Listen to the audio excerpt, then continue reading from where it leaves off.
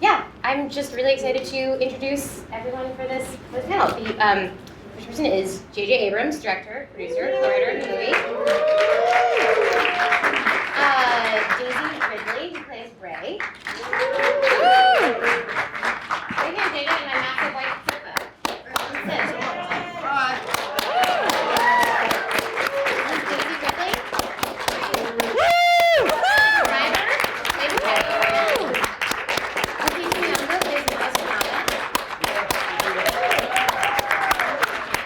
Carrie Fisher. What?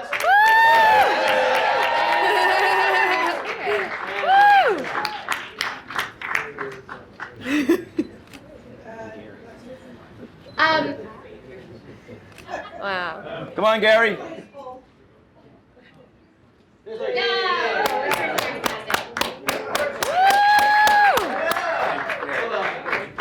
Hi.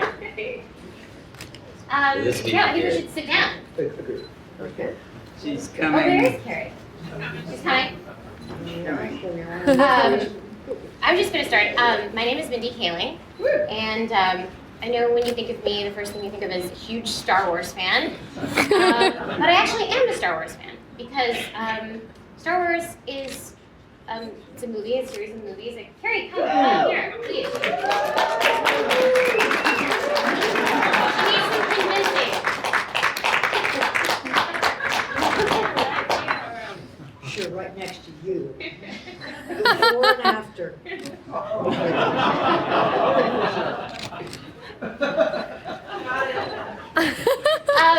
I was just saying the reason I love Star Wars is that I think it defines genres. I think that parts of it are better than any romantic comedy you could watch.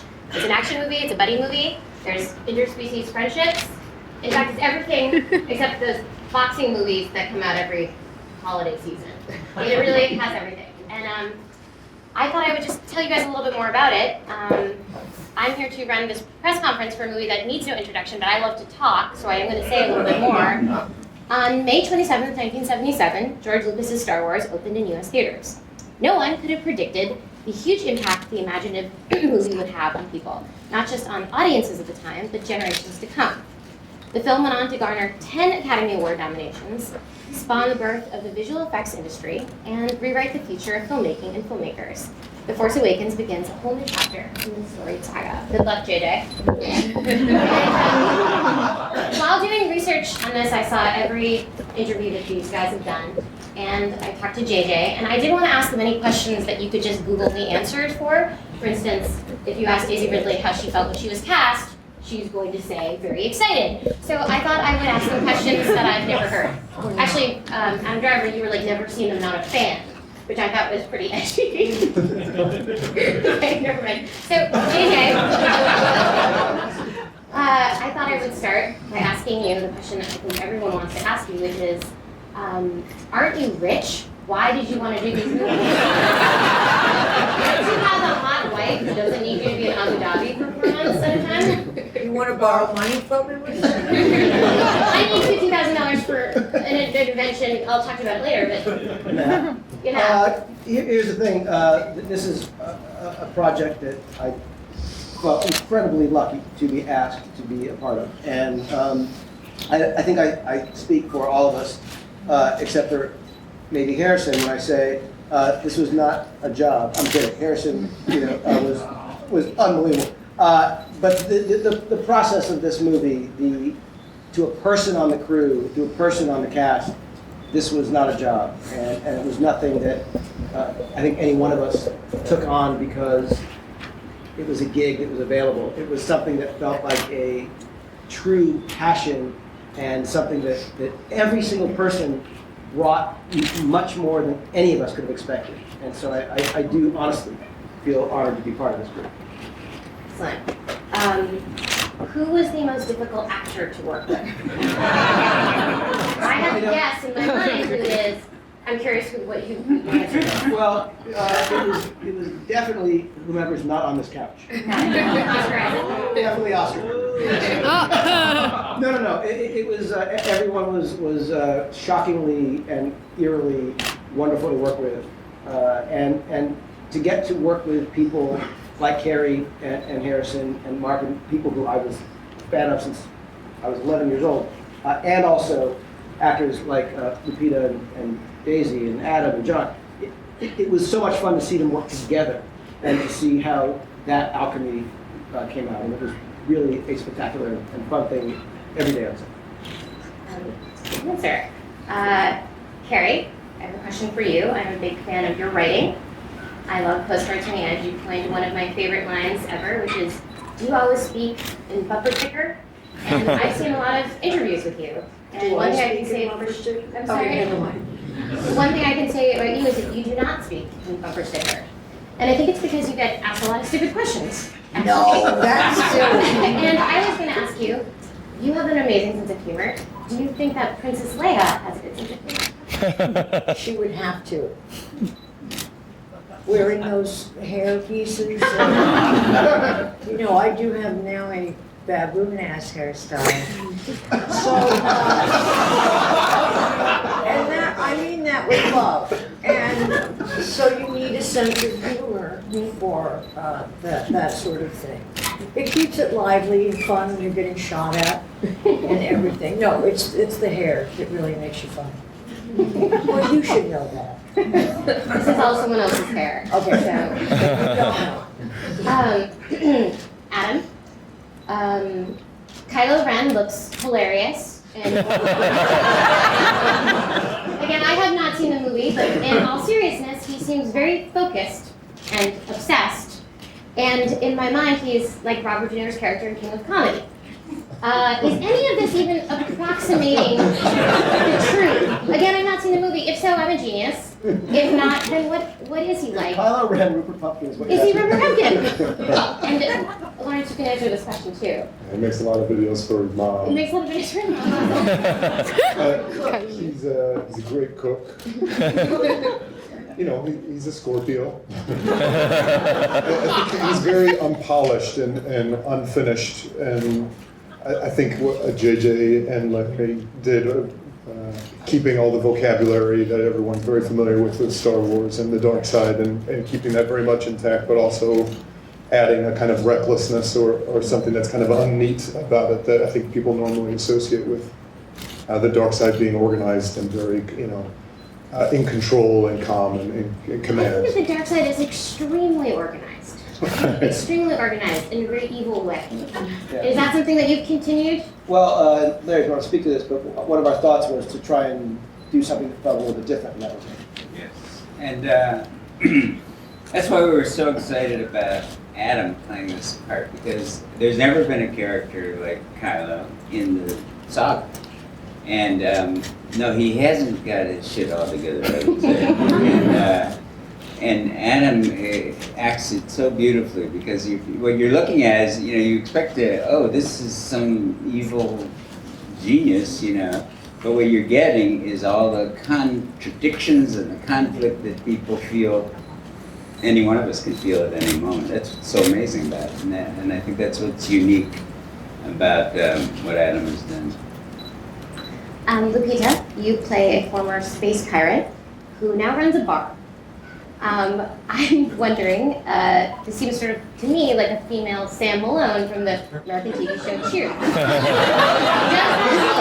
mean that Yoda is Norm? You might not know this. I was just going to say, could you talk about your relationship with Yoda? And is it convivial? Carrie, tell her a little bit about the show Cheers. Sexual, I said. Sexual. My first love, no. That's a movie I would like to see. Yeah, that's a good movie too. Ideas for Disney. Yeah. What? About your character's relationship with Yoda, which is something I like to. Can she? No. Well, I will say this, No. that in an attempt to save my friend Lupita Okay. from this slightly awesomely geeky question, which is that I do believe that Maz and Yoda at one point had crossed paths, but that is not something, of course, due to the events of past films, happens in this one. Okay. Okay. Yeah. What he said. Yeah. Exactly. You recently were in a play in New York City, and I'm wondering what the experience was acting with other actors versus what I can only imagine in this was sometimes a very solitary experience shooting this movie. And Well, yeah. Fortunately for me, JJ had me be a part of principal photography. So my very first experience of motion capture was on the actual sets with the actual actors. So I'm eternally grateful to him for giving me that because it was a great way to get into this wonderful, crazy thing called motion capture. I got to be on those sets and see those things and feel them, and the art direction in this, there's so much detail, even when you're standing on that set, that it's mesmerizing. And I think audiences are going to be, they're going to have a very immersive experience, much like we had filming it. And so it was good to have that, and the physicality is something that then carries on into theater for sure. And that was the thing that attracted me to the idea of playing motion capture, the idea of working on a character that wasn't limited by my physical circumstances, and I could work with my body in new ways, and I've continued that on the stage. If I can just say one thing that Lupita would not, which is that she was remarkably tireless and willing to experiment with different versions of this character. And it was kind of an amazing thing to discover over various iterations of Maz, what she sounded like, how she moved. It was really, I've never been through this before with an actor where we got to discover again and again and again kind of how to better tell the story we were telling. And it was just, I always felt guilty every time we started up another session, we did some reshoots, some work, and every single time Lupita was willing and game and deeply committed and into finding Maz Kanata's voice, and I'm just eternally grateful. Thank you. learned something I came into this thinking, which is that Lupita Nyongo is a good actress. I was shocked to discover she's a captain actress. It never crossed my mind. Daisy, I know we have questions from everyone here, but I have a question for you, which is athletes have a walk-up song, which is when they're entering an arena, they have a song that they've chosen that like pumps them up and expresses who they are. Ronda Rousey's is Joan Jett's song Bad Reputation. And I was wondering what your character's walk-up song might be. I actually have one. Oh, I'm so excited. And not to advertise Disney anymore, but it's Mulan, I'll Make a Man Out of You. I'll Make a Man Out of You is your walk-up song? Yeah, I used to play it in the trailer before I went on. Can we hear a little bit of it? Oh, Mr. I'll make a man out of you. It's iconic, guys. So I think we should open up questions. I have more, but I'll pop in inappropriately. Okay. You, sir, with the glasses. Okay, guys. Thank you for letting me come to this. My question is for Mr. J.J. Abrams. What was the most important thing to bring to The Force Awakens from the original trilogy to you? When Kathy Kennedy and Larry and I started talking about what this was at the very beginning, the fundamental question was, what do we want to feel? And what do we want people to feel when they came to this movie? And that was really the beginning of the discussion. And the answer was the kind of sense of discovery, exhilaration, surprise, the comedy that George Lucas put into Star Wars kind of was, for me, the thing that made me love the movie. But when you look at all the things that he got right, it's impossible and stunning. And so for us, at the very beginning, it was really about knowing why we were telling the story, and it was to give people that sense of possibility and magic that we all felt when we first saw the original Star Wars. But I will just say that this is all to tell a new story, meaning it's not a nostalgia trip. We had to go backwards in order to go forwards. And if you look at 4, 5, and 6, those are stories that continue. This is 7. So the history of 7 will be what we've seen before. So the fabric needed to be that we are familiar with in order to tell a brand new story. Thank you. Hi. So this question is for Carrie and Daisy. Can you talk a little bit about bringing out the girl power in the original trilogy and also The Force Awakens? No.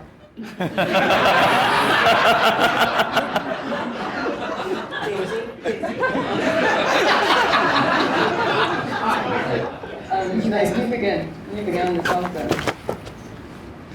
I am the beginning of girl power.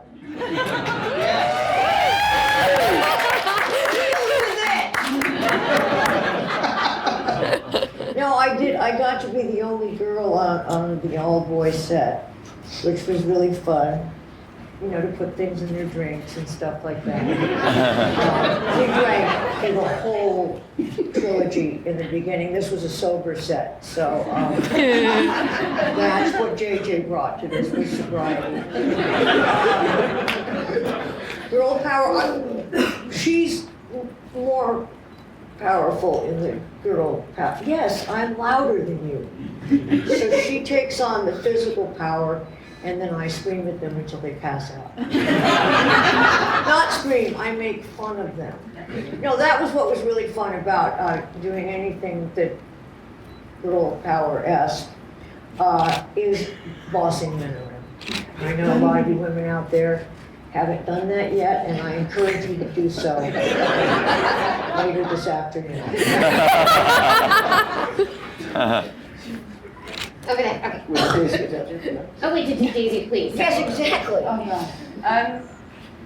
Well, obviously, Princess Leia and Carrie is a source of inspiration for girls for the past 30 years. And I'm definitely not quite there yet, but I hope Rey will be something of a girl power figure. And I think with writing like JJ and Larry's, and with a story of which she is woven into richly and holds an important role, I guess there's no other way except to say that she will have some impact in a girl powery way. I'm so not eloquent, sorry. She's brave and she's vulnerable and she's so nuanced. That's what's so exciting playing a role like this. She doesn't have to be one thing to embody a woman in a film. And for me, she's not important because she's a woman, she's just important. It just so happens that she's a woman. Like, she transcends gender. She's going to speak to men and women. But obviously we were started with Leia, and Leia's still there kicking ass. Maz kicking ass too. So it's wonderful to be part of, obviously with Kathy at the helm as well. A wonderful crew and cast of wonderful women. Hi, I was going to say, Carrie, you were my first role model when I saw it at 7. Oh, you find your first role model? That's what I wanted. Anyway, for JJ, you're usually very secretive around your films. Was it heart-wrenching for you to let go of some of the footage? No. The contrary, actually. It was something that while we were working on the movie, I realized how engaged with the fans and forthcoming Lucasfilm had always been. And my nature, which is to keep things quiet, was something that I was certain we were going to have fights about, and my wanting to keep the audience surprised when they went to see the movie. But Disney, to my shock, was arguing to not ruin, not reveal, not show every story beat. And we've all seen trailers for films that literally show you the movie in Cliff's Notes form, and then you go to see the film and you're like, yeah, that was literally the movie. I saw it in a 2-minute, 10-second piece. So I was very grateful that Disney actually took the lead on trying to keep things quieter. And obviously I ask all of you, who we are incredibly grateful for your being here, that when you do see the movie and hopefully talk about it to your fans and readers and stuff, that we maintain some level of surprise for people who get to see the movie and don't have it ruined for them just because it's finally been released, which I cannot wait for, by the way. It's such a special film because my husband forbid me to see the film by myself. Because he said it's an experience that we have to experience together because we're both Star Wars fans. Yeah, but listening to Carrie, you should just boss him around and tell him to do it. that. But I just wanted to know from the cast members, do you have family members or friends, or probably, I've heard from other people similar stories that they're forbidden to see the movie without them. So I think it's really funny that people are putting these pressures on people for this particular movie. See the movie without our parents? Is that your question? No, my husband, it wouldn't be fair to see the movie without him, because it has to be an experience we have to do together.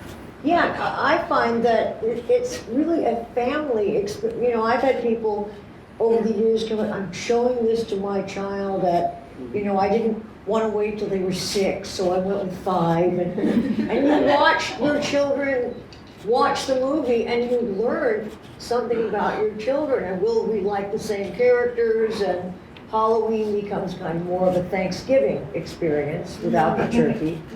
But you see all these pictures of entire families dressed as the characters, and I find that so moving. Sorry, but I do. It's just an amazingly emotional movie. Question over here. Hey there, I'm Rich Pulaski from Skywalking Through Neverland. I'd like to know from each of you, what was the scariest moment on your very first day of production, or what was the scariest scene to write from Mr. Kasdan?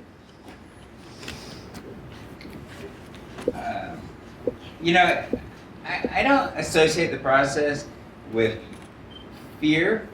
JJ and I jumped into the thing under a lot of time pressure, and we had fun. And in fact, the first day that we started real work on it, we said, we must have fun with this every day. It's really a privilege, and you have to be very lucky to get to write the next Star Wars. And so we didn't really have fear. I think we had trepidation about fulfilling people's expectations, that they'd be satisfied with what we came out with. But we didn't want them to know what we were going to come up with, and we wanted that this moment that's coming up next week would be a fresh moment for as many people in the world who were interested in it. So that's the only pressure is, can you do something that's worth that much anticipation? Thank you. How about from each of you from the cast? What was the scariest moment that first day of your first day of production? Bad memory. Not remembering my lines. That was scary. No, and I also, I'm the custodian of Princess Leia, so I never got out of character, and I wondered if that would be noticed. No, but I was very nervous. It's been, 40 years for other people, and it's been a long time. And I don't like looking at myself at this age in a large way. So that was scary and remains so. This question over here. For me, it was playing a motion capture character. This was something completely new to me. And walking into a room, I had to do this thing where they had to take my picture from all directions at one time. And I had to stand in the middle, and there was 360 cameras all around me. And that freaked me out. I don't know. I guess I'm kind of terrified before most jobs. So the prospect of this, the Star Wars and all the kind of iconography associated with it, like I tried to not think about as much as possible. So maybe when it first started, and then kind of suppressing that as much as possible and trying to break it up into moments, and then that way. But I don't remember like one thing in particular that's particularly terrifying. My whole first day was pretty terrifying. I couldn't find a moment that was any less or more than the other. I think for me it's being cast in a role, as everyone knows, I've not really done much before. So other people saw something in me that perhaps I didn't see myself, and I'm still not quite sure if it's there. So the fear of not fulfilling that potential was terrifying. Just listening to what Lupita was saying, it just reminded me, people have said to me, I don't understand, you cast someone so beautiful as Lupita, and then you had her be a motion capture character, and I think, would it be okay if she were ugly? Anyway, I cannot wait for you to see the work that everyone on this couch has done in the movie. The scariest day for me was when Harrison Ford was injured, which was just absolutely hideous. But the every day felt like there were challenges because I knew how important this was to so many people, and that was never a presence that went away. And so every decision I knew had this importance, and yet we had a day to make, we had a story to tell, and it was always about trying to do the best work possible. Thank you. Thank you. Andy Howell, Science vs. Cinema and Ain't It Cool News. This question is for J.J. Abrams. Since the original trilogy, we've sent probes to lots of the planets in our solar system, and we've discovered hundreds of new extrasolar planets. Did anything we've learned from science make its way into the design of planets in this movie? No.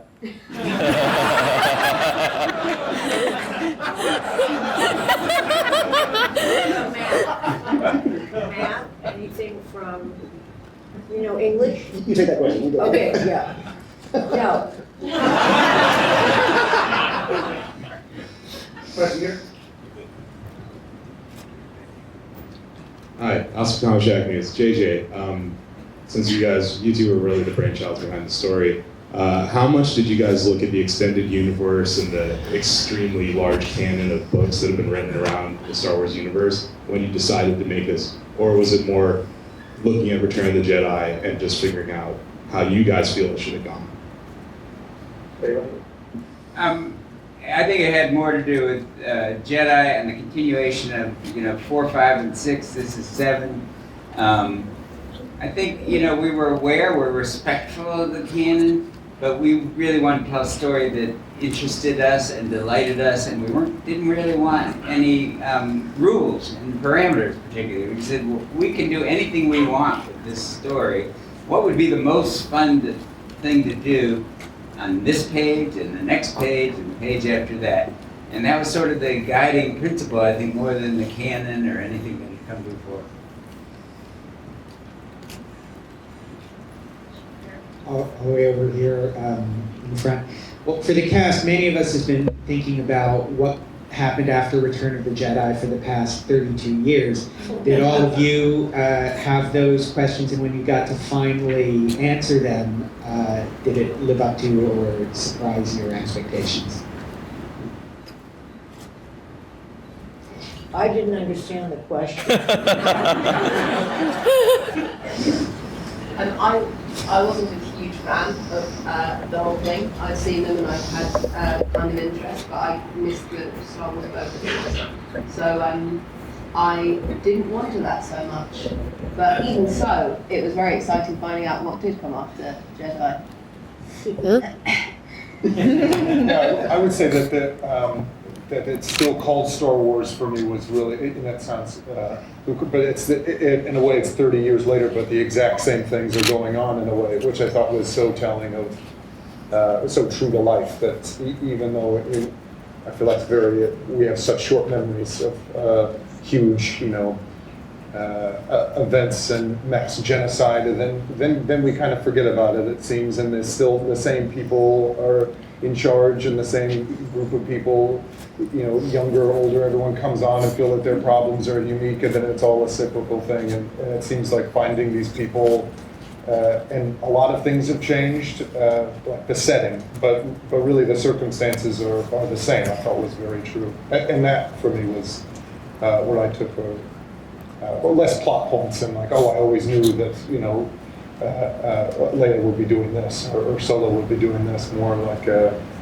nothing really changes. So that answered your question. Question here? Hi guys, this is for JJ and Lawrence. The names of the characters have always been really unique in Star Wars. What's the process that you guys use to come up with new ones, and did you use any that were left over from Mr. George Lucas? I don't know if there were any left over. I think the criteria was, did we like it? That was it. Really tough criteria. Did it sound good to say it? Did it feel good to type it? And don't you think? Yeah, and a lot of names came and went, and some names stuck. And I remember when we put down BB-8, it was a name that it was the first and only name that droid ever had, but we called it BB-8, and we still do. Rey and Finn and Poe went through many iterations. Kylo Ren was Kylo Ren fairly early on, and there was sort of backstory. And Maz Kanata, I think, was always Maz Kanata. So and we changed Leia's name. No, we didn't. Product of spell check.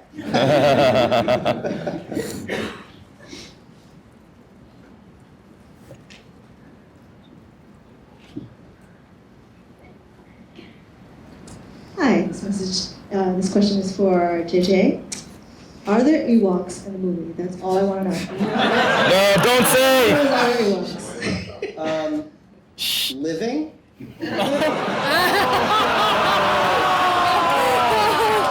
Listen, if a man can't joke with friends. No, there are no Ewoks in this film, but you'll find That you're aware of. That's right. There were rumors of some stuck on the set, but there are a lot of them in Return of the Jedi. I think, Mindy, you might have a question? I have some more questions. Lawrence, this is a question for you. Yeah. As a writer, I find I get a lot of inspiration from movies that have nothing to do with what I'm writing about. I always look to the movie The Fugitive, Ridley, because I just love the script. And I was wondering, and the answer just could be no, is there any movie that you looked to or thought about when you were writing this one? Oh, that yeah. would surprise you? All the movies of Akira Kurosawa have influenced me throughout my career. That's because he was sort of the Shakespeare of cinema. He did comedies, he did action films, he did Shakespearean drama, and all of life is contained in each one of his films. Seven Samurai, maybe the greatest film ever made, is, it's a personal drama, it's an action picture. So when JJ and I were working, we kept referring to that. And then we would talk about the great American movies that we loved and things that had influenced the first Star Wars, which was Howard Hawks and John Ford and, all the Flash Gordon. And because when George made A New Hope, he was influenced very much by Kurosawa and by Flash Gordon and by The Wizard of Oz. And I think that all those movies you can feel them in A New Hope, and everything that's in A New Hope has come down through the movies to this day. And JJ, you drew inspiration from the movie Clueless when you were talking about Yes, that to me was the fundamental. Yes. Between those girls. Yes, I don't like to talk about it. Am I wrong? I thought You know. Okay. You're absolutely right. It was Clueless. Let's take another. Joke. Another question. Hi, this question's for Adam. Star Wars has a legacy of really great antagonists. Can you talk about carrying that forward with Kylo Ren? Well, I think a lot of it's not beyond my control, I would say. Again, I feel like was so aware of the movies, and like my friends' kids now, that they don't know anything about, they haven't seen the movies, but are somehow so aware of everything that happens. And I think that's how I was introduced to them, through the merchandising and the toys and stormtrooper helmets and things like that. And so I feel like we should try to not think about that as much as possible. And I remember early on we not think of him being bad or evil or a villain, and try to make something that was more three-dimensional. Because that to me, when we were talking originally, seemed more dangerous and more unpredictable. Someone who feels morally justified in doing whatever they need to publicly kind of state that what they're doing is right, seemed kind of something more active to play than just being evil for the sake of it. That's it's not really fun to play, I guess. Adam, I was going to ask you, you've worked with two of my friends, one of them is Lena Dunham, one of them is J.J. Abrams. Are they in any way similar?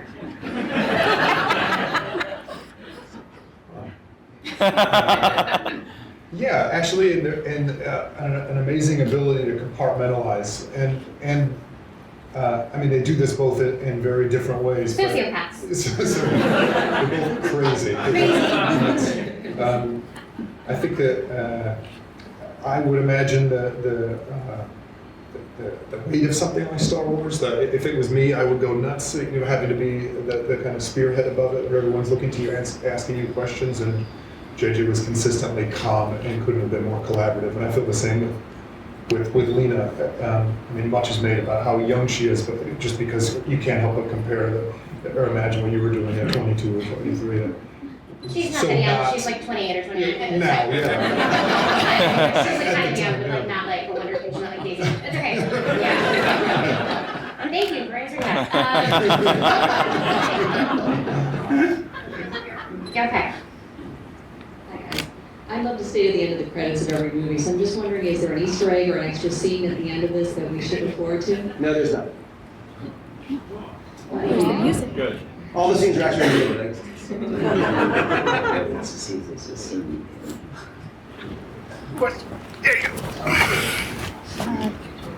I have a question about costumes. Okay, my first question is for J.J. Abrams. Which was the most difficult costume to put together? And then for each of the characters, I'd like to know how long it took you to get into costume. So the costume that was the most challenging, I think, for us to arrive at, and Michael Kaplan, the costume designer, I cannot wait for you to see what he's done in this movie.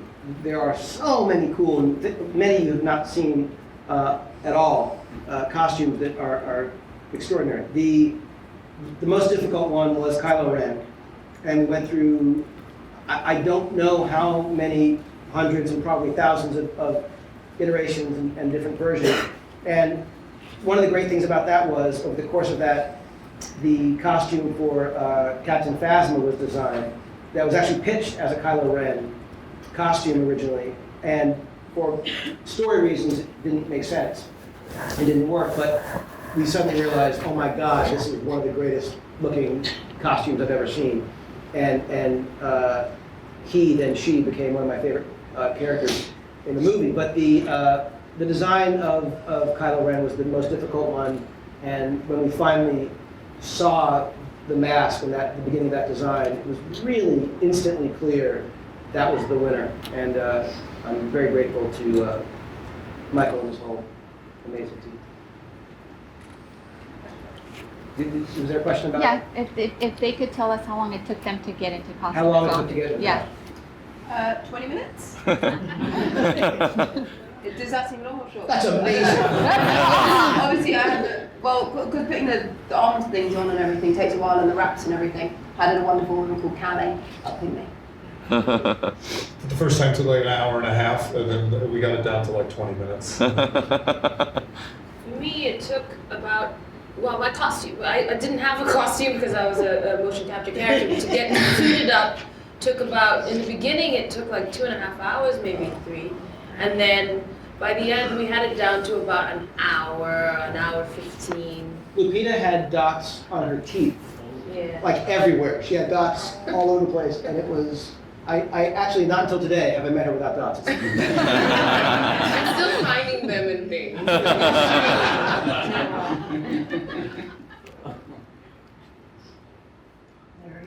Ready like that.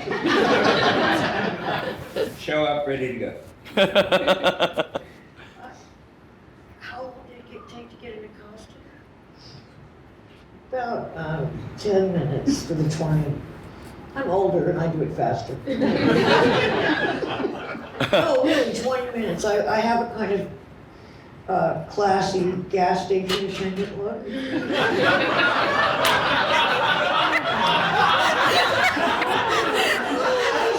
Funny. So that doesn't take long to That's my favorite thing ever, classic gas station. Well, look at it. Well, I would say I was an airplane repair person with a nice vest over that, and different hair than most airplane mechanics would normally have. I don't mean the baboon ass hair, it's other.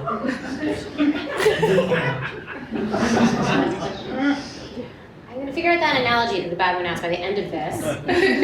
No, you won't. There's been so much amazing publicity for this film, lots of hype and product tie-ins and SNL sketches and all kinds of stuff. And this weekend, Carrie's amazing interview on Good Morning America went viral. And that's been my favorite piece so far. So I wanted to ask if we can expect to see Gary as some kind of long-tongued alien in the film. I wish, I begged JJ, and Gary was willing to sleep with JJ. And I mean now, still. Yeah, that was the enticement. That's why I didn't go forward.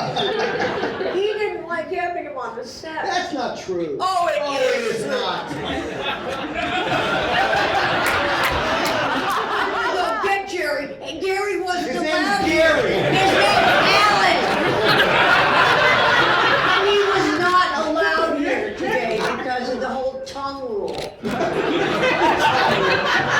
J.J. Abrams is not a fan of animals, and on that note, I think we have to bring up the second group of performers and actors. Guys, thank you so much. Oh, good.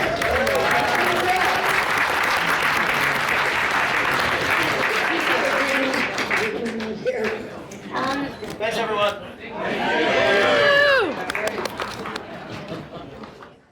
Hi guys, we're part 2 of our press conference. This is my new job now. Interviewing celebrities about big international movies. I'm going to introduce the cast. Are they ready? Okay, cool. The first person I'd like to introduce is Harrison Ford. Yeah.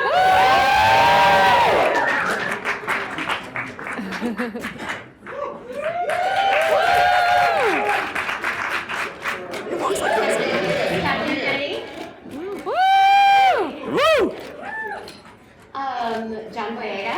Woo! Gwendoline, Christie. Woo! Wow. Woo! Hi guys. Hi. Hi. I just wanted to say that when JJ asked me to do this, he asked me to not ask questions that you'd already been asked at your junkets.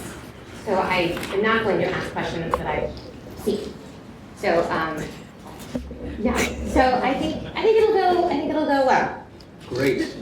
So my first question is for you, Mr. Ford, and I asked a similar question to JJ, which is, aren't you rich? Why are you doing it?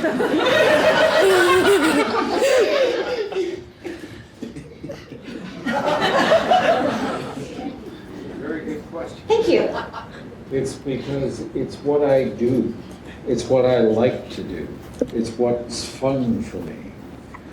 I had a chance to work with people that I really admire doing something that I thought was going to be fun, and which actually turned out to be fun.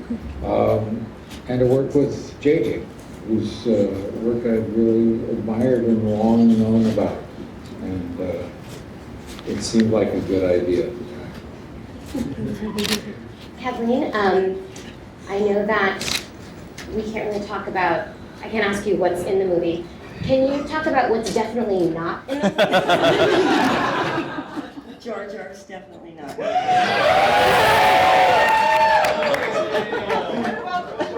Don't! Ewoks are not in the movie. That's because Harrison insisted on it. It was control, yeah.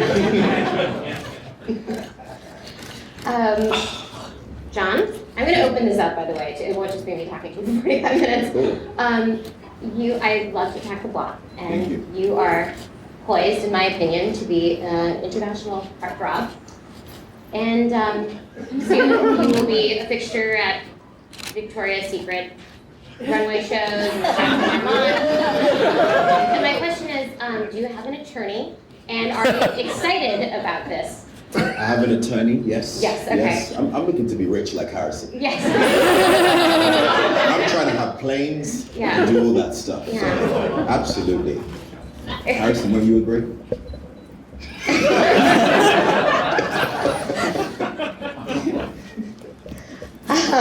Okay. We're going to open this up to these guys, and I have questions for you two as well. So let's take some questions from the journalists.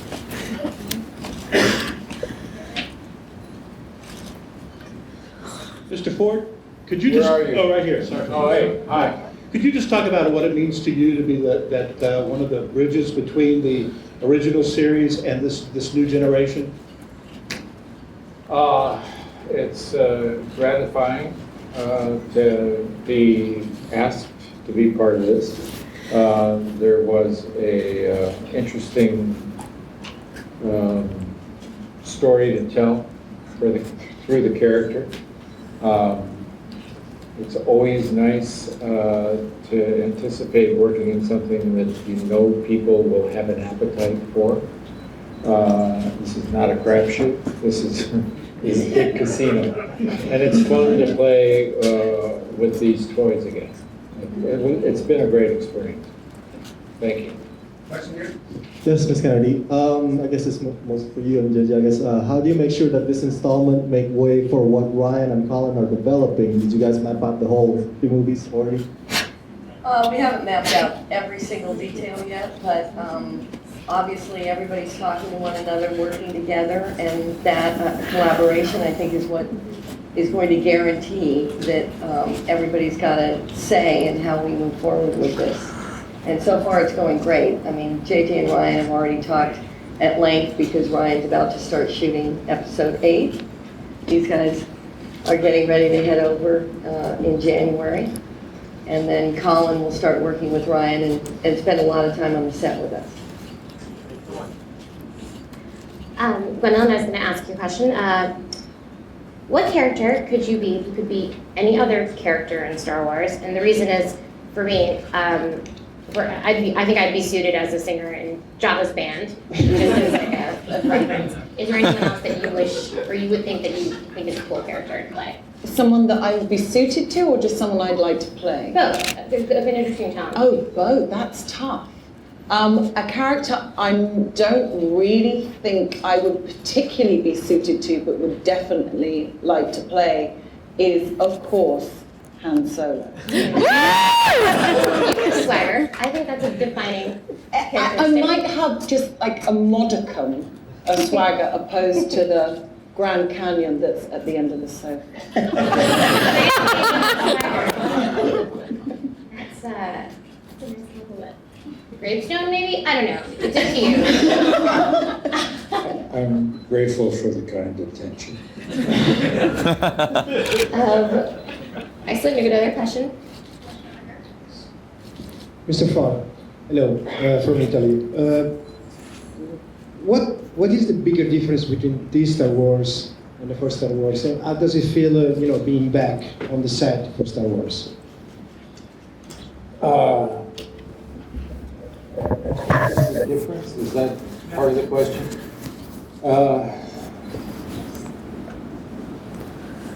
I think it's hard to say what the difference is. I can tell you how it feels. It feels familiar. It feels good. It's good to be home. As Han said in the trailer, in the teaser trailer. It's I'm aware of the value that's placed on these films by the audience, and I'm gratified that they've been passed on. The first 3 have been passed on generationally through families, and that there's still an audience for those of us that were in the original film. There's still some value to them in interpreting life somehow, and it's a bit of a mystery, but it's very gratifying to be part of that. I have a question. What was the difference in the wrap parties between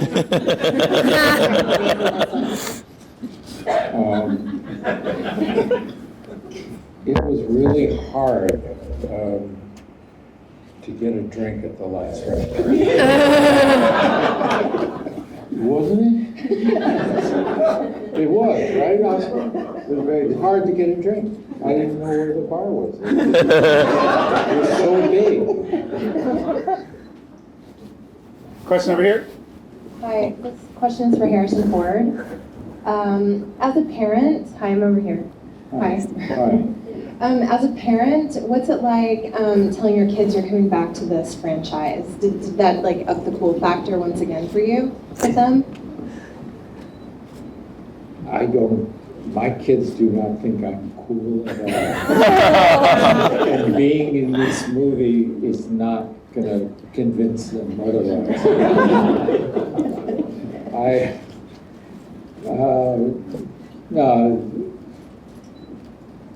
They're just glad to see that Dad is still working.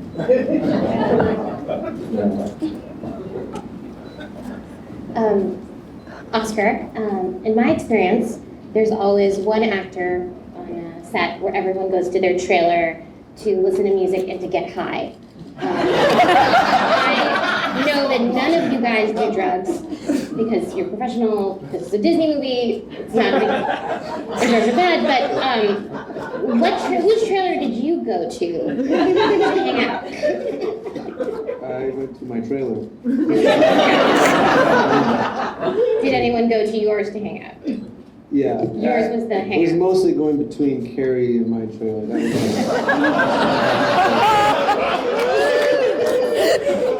was a party trailer.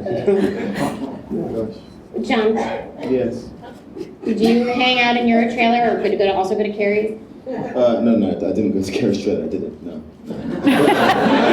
My uncle came to visit. He's a huge Star Wars fan, and I mean, he's so obsessed with Star Wars. And I lost him. I couldn't find him, and I heard all of this laughter coming out of Carrie's trailer. And I went in there, and he was there, just with the dog, with Carrie Fisher, her dog, just hanging out with them. Theo, what are you doing here? They were there. Yeah, so that was a book. Hi, Jim McCord with UNCUT. The question I have, as you may know, Star Wars is basically a religion now. Several thousand military personnel list their religious affiliation as Jedi, and there are lots and lots of Star Wars weddings. Are you, the new cast members, are you prepared to ascend to the level of at least sainthood? And Mr. Ford, have you any advice for them, or is there any hope that you could even tell them anything that would help them deal with that? I think my advice is pretty much limited to look both ways before you cross the street. Stuff like that. Solid advice. Yeah. But I'm not going to tell them how to navigate this very personal space of trying to figure out, the careers that they've chosen for themselves. It is bizarrely individual how you navigate the space between where they're at now and the rest of your useful professional life. But they're in for a big ride, and they know it. I think. I hope you know. Yeah. Question here? Well, they didn't have a chance to answer their part of the question. Did they? No. Right. No. I don't either. How are you ready for sainthood? Sainthood? Yeah. I don't know if I'm ready for this whole thing. I'm just in it, and it's going to come out regardless, but it should be fun. You'll let me sleep on your couch if stuff goes AWOL, right?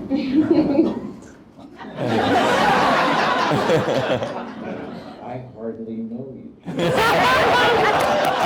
best friends, he's just saying that.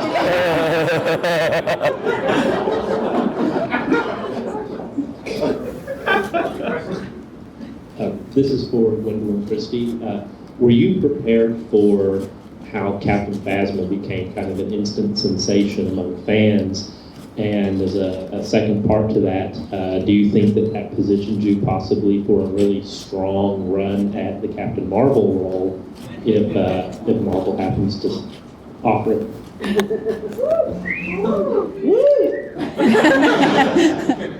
I was very surprised and heartened at the overwhelming response to the character of Captain Phasma.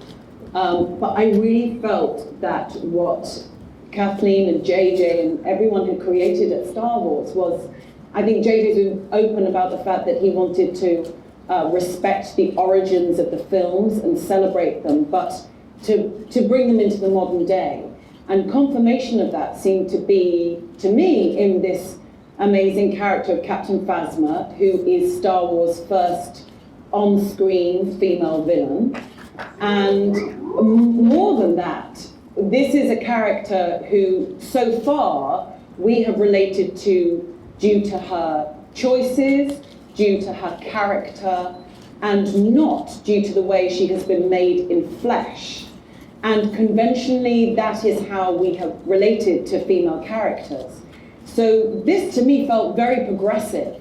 And the response from the audience and the fans has been so celebratory. It makes me think that this is what the kind of thing people want to see. People want to see a more diverse reflection of society. And I feel incredibly privileged to play that part. If anyone else wants to offer me any work, then I am very grateful and willing to accept.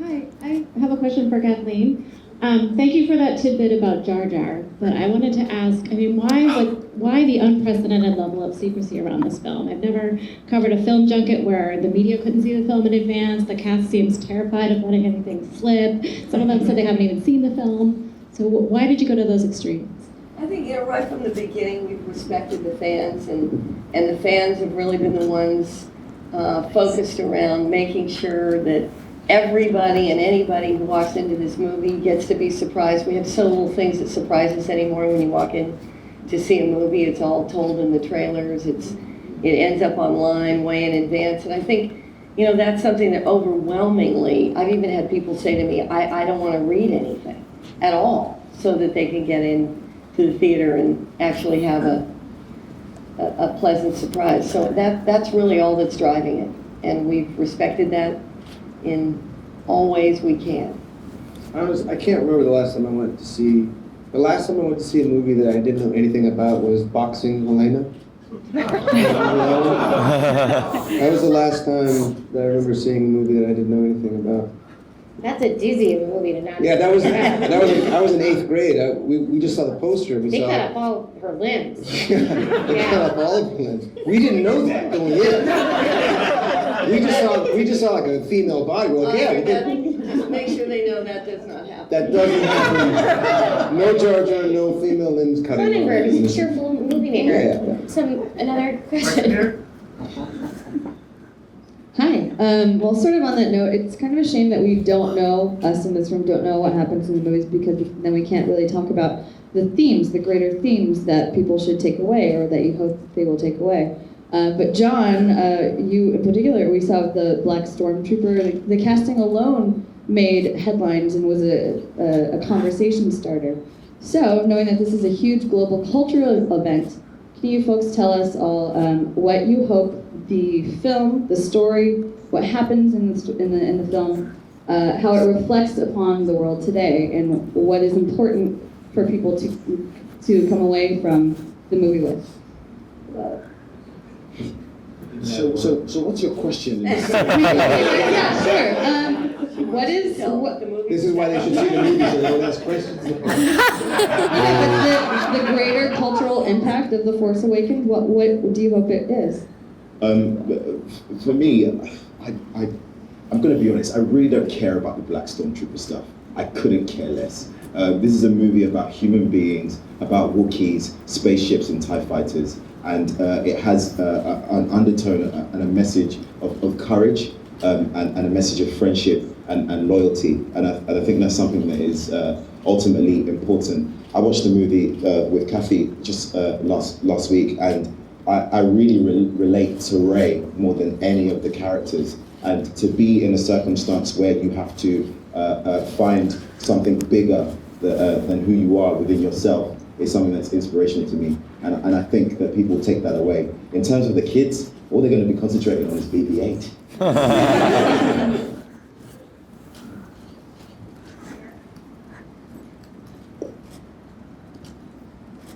Hi. My question is for John and Oscar. I know you guys both reprise the roles for Disney Infinity 3.0. I know you, John, are a big fan of the series, so I was wondering what was it like to reprise the roles for the game? And was there any time between finishing the movie and going back to those characters for the game? Yeah, I've had to go back twice. Once for Disney Infinity, and the second time for Star Tours, the ride at Disneyland. And it's been to be a playable character. I get to play with myself. Yeah, disgusting. Sorry, I had to tell that. But it's been amazing. It was fun, and the characters in Disney Infinity are more of the childlike versions of the characters in the movie. So that was very cool. Yeah, I had never done anything like that before, so that was very fun to be able to do. Yeah, and it's a slightly more energetic, amped up childlike version. Finn, and I'm in charge now. You know, hey. Question over here. Hi guys, this is for the three newcomers. I was curious how much of your characters' backstories you were told ahead of time, especially while you were developing the characters, and how that informed, where you came in with it. I think this has been one of the coolest things about working on this with JJ and with Lucasfilm is that there's been a real sense of collaboration with that kind of thing. There's almost a bit of a sandbox element of it. We could talk about those things and there was an evolution of the characters even from the first meeting with JJ and Kathy and Larry to what ended up on screen. For example, with me, I started talking, after we started filming, I was talking a bit about, just kind of talking about where Poe could have been from. And the thing is, in New Hope, at the very end of New Hope, at the medal ceremony, one of Guatemala's claim to fame is that last shot where the ships are leaving, where you see the temples, was shot in Guatemala. And then for me, the fact that I was born there, and that's a rebel base, and I'm playing a resistance fighter, rebel fighter, I thought, maybe Poe was there. He was, that's where he's from. And then this comic book comes out called Shattered Empire, where Poe's parents ended up going to Yavin 4 and making sweet love. And so that's an amazing thing. It's the first time that talking about where a character could have come from ends up in a comic book, and it's a beautiful thing. It feels like we're creating these things together. I didn't know much going in because obviously because of the spoilers and all that kind of stuff. I do remember having the sides which were loosely based on who Finn and Rey was. But I just remember during my time screen testing, I was like to Daisy, there's no way that our stories are so simple, and we still don't know.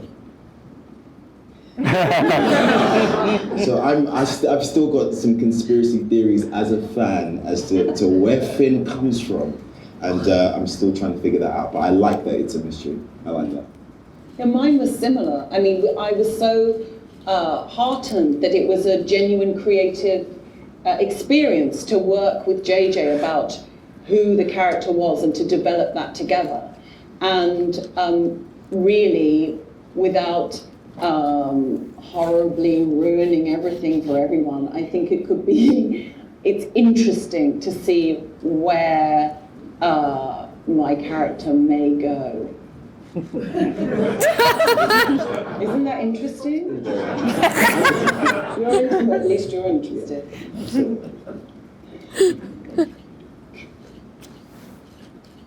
Question here.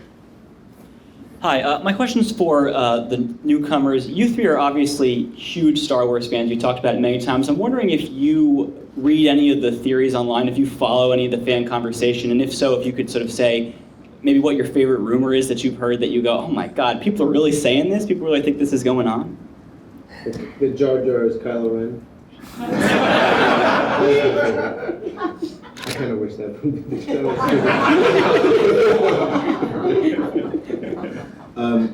I remember reading the theory that Finn is Mace Windu's grandson, or something like that. And I was at a party, and someone behind me just tapped me on the shoulder and was just like, "Yo, Black Jedi!" I turned around and it was Samuel Jackson.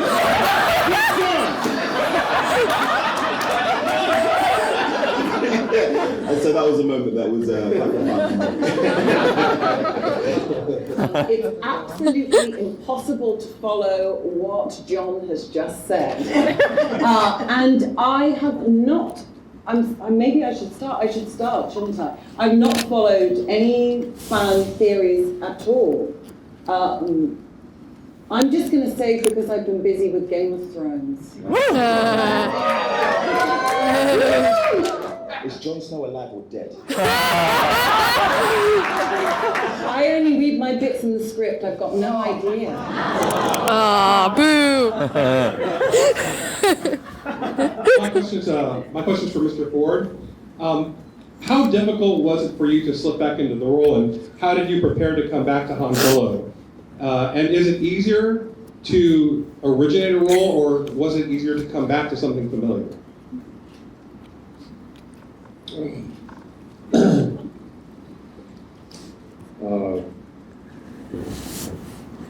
It seemed easy to come back to the character.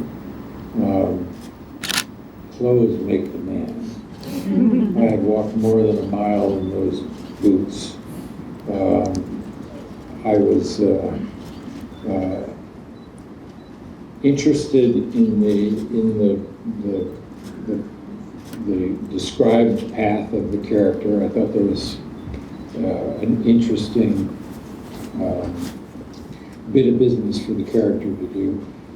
And I've been having a real good time with J.J. Abrams talking about it and getting ready for the adventure of filming. So it was easy. I can attest to the fact that for all of us that were there, the second he walked in to the Millennium Falcon and said his first line, Han Solo was back. It was pretty instantaneous. Question over here. My question is for Mr. Boyega. When you found out you were going to be using what appears to be the Skywalker legacy lightsaber, how did that feel as an actor? Oh, it was. I was very excited to use that thing because I think blue suits me, and also it was amazing for me to read the whole script and to find out all the things that Finn gets to do. And for me, it's like I feel like for some reason. Did JJ know what kind of fan I was when it came to Star Wars and write this role for me? Because I get to wear a stormtrooper suit, a rebel jacket, I have a blaster, I use a lightsaber, I hang out with freaking Han Solo and Chewie. It's just fantastic. Did you have any concerns about getting hacked off? Did you have any concerns about getting a limb hacked off? I did, because Adam Driver has a really long reach, and that's an issue. That's an issue. But you know, I done my Floyd Mayweather thing, just bob and weave. Oscar, I have a question for you, because my mind goes always towards romance, and I think that I was saying this in the other one that the reason why I love Star Wars so much, even though people don't necessarily think of me and this franchise, is that it has there are parts in it that are better than any romantic comedy, and then there's action movies, buddy comedies, interspecies friendships, everything you would want. But my question is, I first saw you in Romeo and Juliet in New York, and then I saw you and Carrie had such acrimonious chemistry in Llewyn Davis. And can you speak about any romance with your character in this movie? Yeah, I think mostly with BB-8. Surprising. Yeah, Interdroid. Yeah, there's a real warmth. a give and take, and that's who's got his back in that X-wing. You know? So I'd say if there's any real romance for Poe, it's with those two little balls.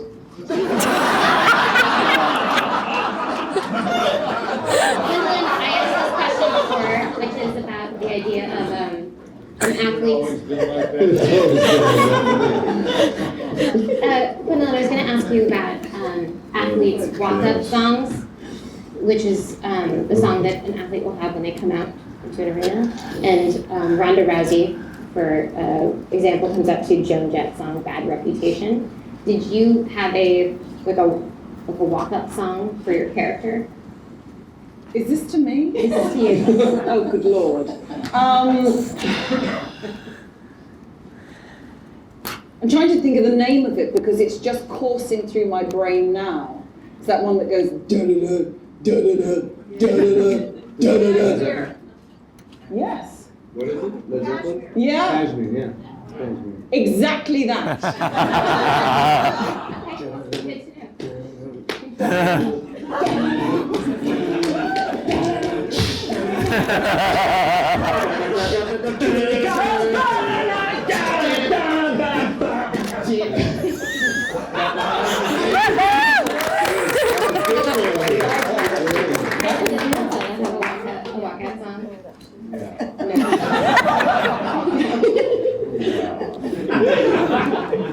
More questions? Not anymore.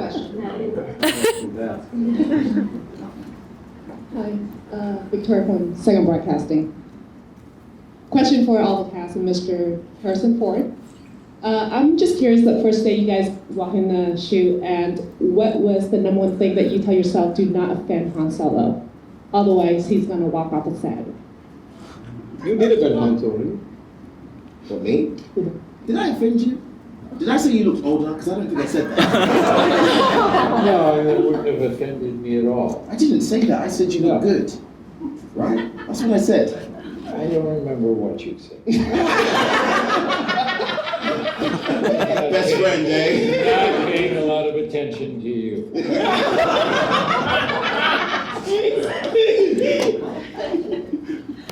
Didn't you, dude, you did too, right? No, I'm smooth. I'm the only one. Was the question if not to offend, what did you do to not offend Harrison Ford? Is that the first day? Okay.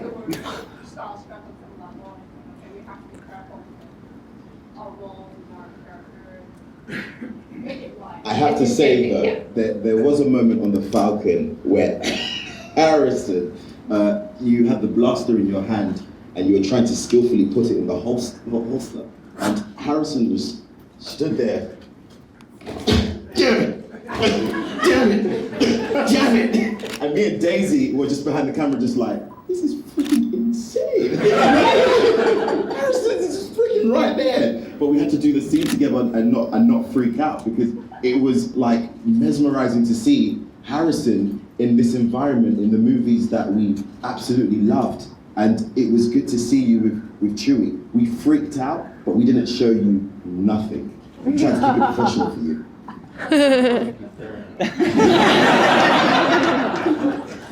I think we can take one more question. Over here.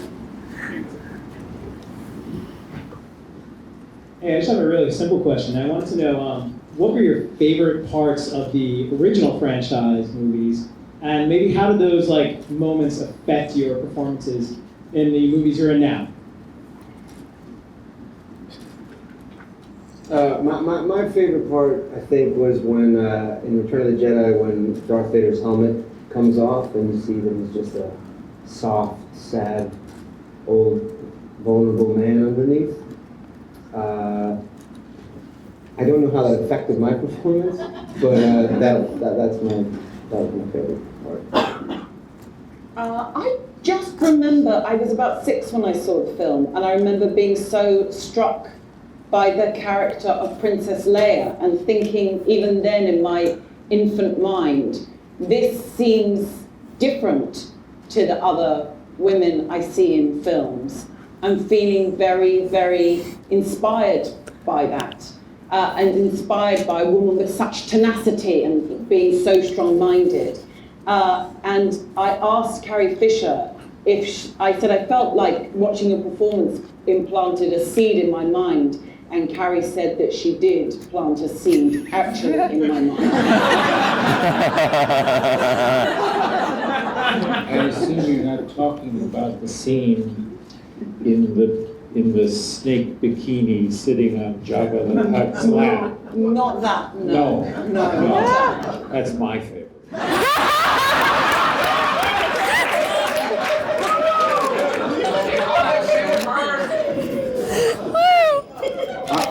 I remember during the audition, it's not from the original films, but during the audition I had screen tested, and then I heard that I was going to be brought back one last time. And mind you, I had been auditioned for several months, and I just needed inspiration. And I went on YouTube, and I saw Harrison Ford and Mark Hamill's original audition tape just on YouTube, and that really inspired me to tap into the Star Wars-esque energy.